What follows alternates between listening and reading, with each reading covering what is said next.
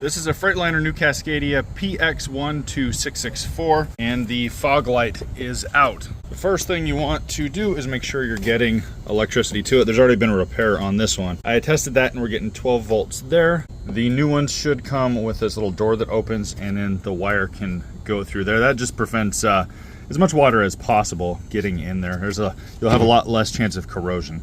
So go ahead and get that on and make sure this works before you swap anything out.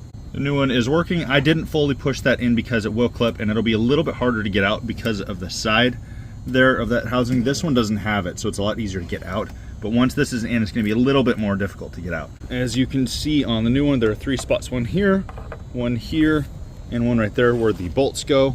And that should be a T30. In this case, it is, might be a little different on yours, but that's what I've got here. So on the old one, go ahead and loosen that one up pretty loose and then get these other 2 completely off. So there's that top one back there. We need to get loose that one and then get that one off. I got the top one as loose as I can get it without it falling off, and the bottom 2 off, but it still doesn't want to come out. So hopefully you're not having that problem. It's a little stuck and I don't want to bend anything. I don't want to bend that bolt. So I'll go ahead and get that out. There it is out, and the reason, the idea behind it that you leave this one in is so that when you slide the new one in, you can then have it lined up properly and just start one of these and it won't fall out. But it's really not that hard to do, so if you got to take it out, that's fine. Then go ahead and get the new one in there. One thing I forgot to mention that I should have mentioned before I started doing this is you want them obviously to be the same thing. There's a left one and a right one. As you can see, that line over there, I can't really point to it when I'm holding stuff, but right there, that line was on the top, and that is to prevent the light from going too high.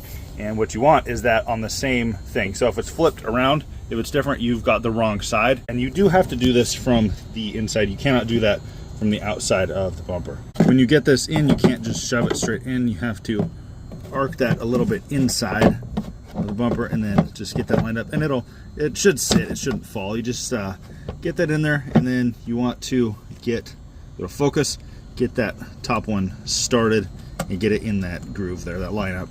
Once you've got that started, lined up, and in, it should hold for the most part. Then go ahead and get the other 2 in, and after you get those 2 in, get those tight, and then get the top one tight. After you've got all 3 of those in, make sure it's not wiggling. You can't really adjust this that much.